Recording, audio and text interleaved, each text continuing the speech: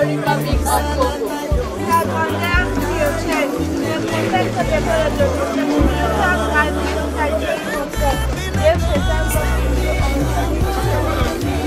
Thank you so much. God bless you.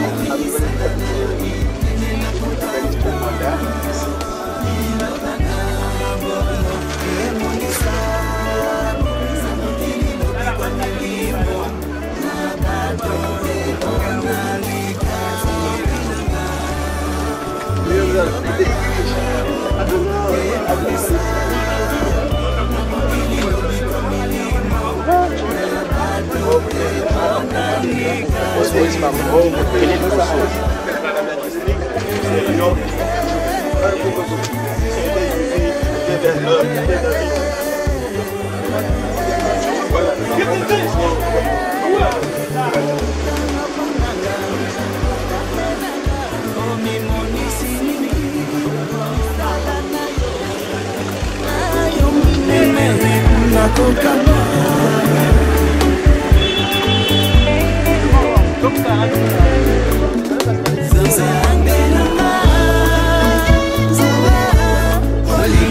very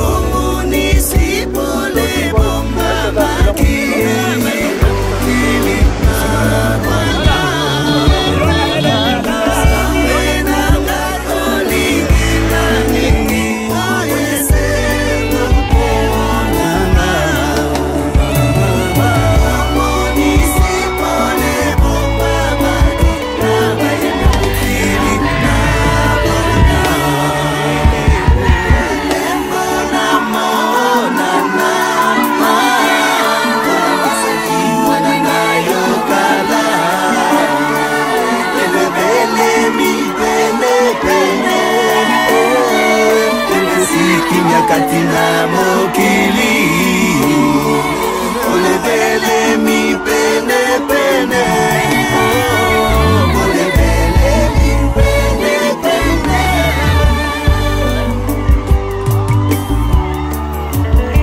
to ba pollo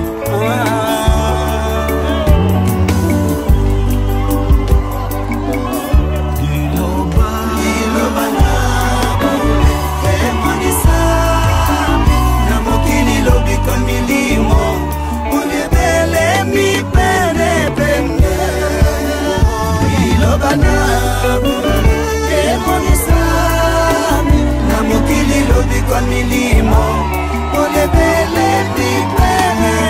pene pene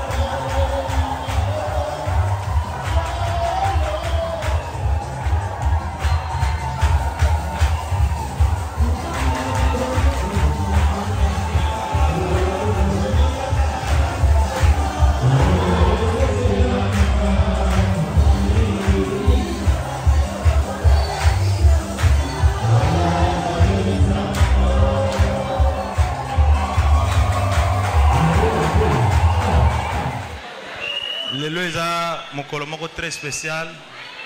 On a biso bandimi ya liloba. Bino bozo vivre mayeko mama ki déjà na Bible. Ezalaki motinda mite. Moi j'étais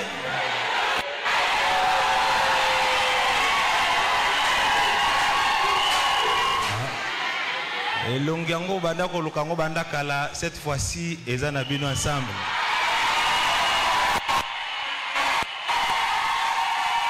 Boya webele parce que boyebi ke mutu wana za porteur ya lobiko ya meli.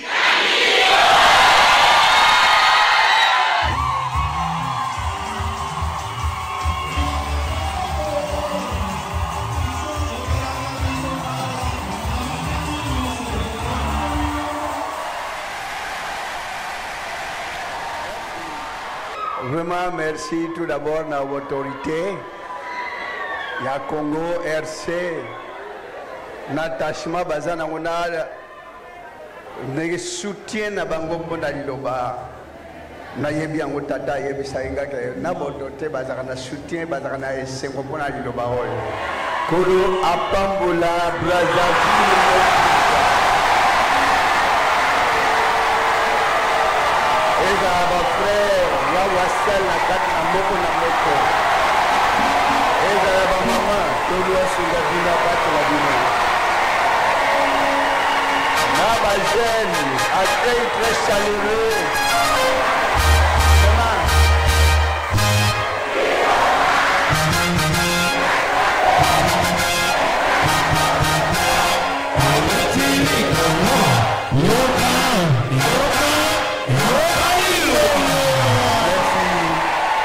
Merci vraiment.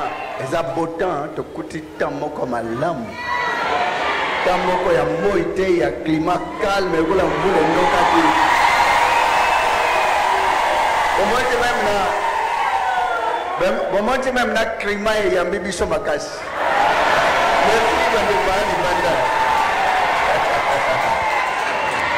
Je serai toujours dans la joie parce que même nature et ça l'accueil beaucoup impossible. Donc c'est dire mais t'es manabino et années c'est mon akimia.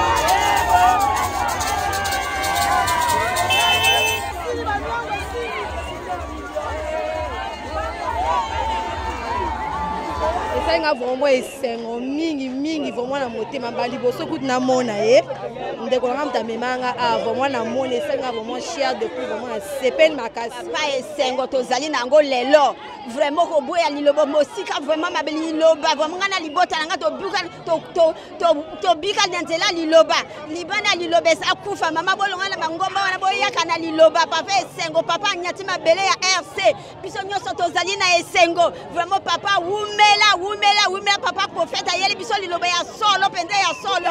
Libota vraiment tozana esengo lolenge prophète ati likolo. Lolenge prophète ati lokolo kati na bisika Brazzaville awa. Tozo joie vraiment kimia. Toyebi ke mbule nokaki. Nzambe emoka lobi ke après la pluie vient le beau temps. Yango na beau temps ngo to tozu yango penza. Vraiment esengo mingi prophète vraiment. Si quelqu'un est pambola libota na yo sengo ezana kimia. Amen kilengi papa me fusine beto vraiment na Congo. Mais kilengi ke akulutila. Amen libota to sepel makasi en tout cas tozala kina besengo mo ya makasi nzamba batelo umela. Nzamba batelo sengo kotika ta mitema kati na bandako lipambo ino nzamba batelo na doit se mon prophète du Conde. C'est des années de tout monde sur prophète du Conde mais tout monde de sepel fort. Ne to so anda kuna bari ori na munoko. Ah papa umela na yo. C'est que makasi ya yamba prophète que le Paul Dominique parce que azali motina mi ya solo ya Nzambe. Na aussi kaka ba tumiso tu bazana mokili. Bala ndaye te message ya malamu eza awa na liloba. On a l'homme de Dieu na fin de l'année to comme que poto silisa to mon l'homme de Dieu dans lipambo la pesibiso et qui t'a tina mabota nyonso. Ya mamo bandisi ya makambo l'homme de Dieu le prophète qu'on est Paul Dominique. Kitoko makasi. Moi mikolo belé ti atika kibiso zalaki susina motema. Mais koya na elelo en tout cas esengo zongi kati na motema vraiment to yambi mapamboli na mvula ebeti c'est que Nzambe sa kangoli mboka. En tout cas tozana esengo papa ndenge ngazana en tout cas chaleur spirituelle et kitakabo to avane so mona papa ya biso c'est makasi papa. Comment na prophète qu'on est na Brazzaville à travers esengo donc to sepel makasi. Moi ma rampoumé bien benat to mon vraiment benat la live ça fort. Merci beaucoup vraiment. Remercier mingi na ndenge to mone to na rozele fort. To sepel vraiment bien makasi vraiment. Tozaki na kimia to komoni kimia. Ale biso kimia na kata Brazzaville. Nzamba accéléré ya mingi. Toza vraiment esengo makasi comment la prophète qu'on est na Brazzaville vraiment année au penza eza année vraiment ya bénédiction ko quoi année au prophète qu'on est Paul Dominique to sepel makasi. Donc c'est pas une autre moni prophète qu'on est Paul Dominique et on a Katia Brazzaville. Donc c'est un report de yebi kendenga yebo tozana kimia na molimo kino na mosuni. Donc c'est pas une vraiment kasi merci. C'est pas vraiment de tout le monde vraiment prophète qu'on est Paul Dominique. Tozala ki akokufa vraiment na kimia na ye vraiment pesi biso kimia. Libota na biso tozala ki chaque fin du mois bato andaki kokufa. Mais depuis na yambi liloba pesi biso kimia vraiment et pesi kimia na libota na nga vraiment naza na esengo vraiment makasi vraiment koyaka na mboka Brazzaville vraiment na sepeli vraiment kimia vraiment emonisami vraiment moto na Nzambe vraiment merci beaucoup merci. Na sepeli makasi koya prophète Nzamba lola batela papa biso pesa longue vie. So na moni na habite na yo kaka loko moko matanga na kokate. On sait Nzamba pesa longue va batela e penza. Vraiment na sepeli makasi na koyaka l'homme de Dieu depuis tongo est significatif. Na konoka ya mvula 3 fois presque. Vraiment to sepeli makasi ake na 13. Na pena sepeli makasi pour la papa la ngai. Na la seba la nganzela Nzambe. Na la seba nganzela Konde. Na sepende papa ye. Esenga trop. Bitumbanyo seza ke longe to kumisi Nzambe ne komi awa. Tozana esengo. Anyati makolo ato bikisami to sepeli. Nous sommes vraiment très heureux de voir notre papa prophète de Paul Dominique sa grandeur ministre universel pour la paix. Vraiment la bénédiction qu'on a manqué pendant une année, on a eu ça aujourd'hui, donc nous sommes vraiment très joyeux. To sepel mingi pona papa ndenga yeba kilo noso bitumba noso bota noso tikali pona ye elongwe to yambe na kimia noso na Congo amen. Ndenge vraiment prophète ayi na Congo na sepeli vraiment lipamboli oye sa papa tia biso na losambo. To sepeli vraiment d'être moni présence à l'homme de Dieu na cha Brazzaville.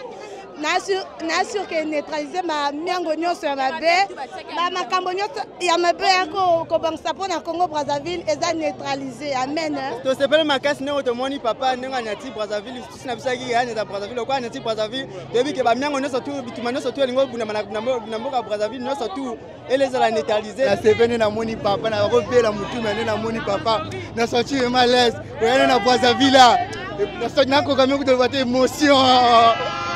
Appelle à sepeli na moi prophète pour le compte de la Brazzaville naza konjima ote sanga kati nanga nazo la journal amen.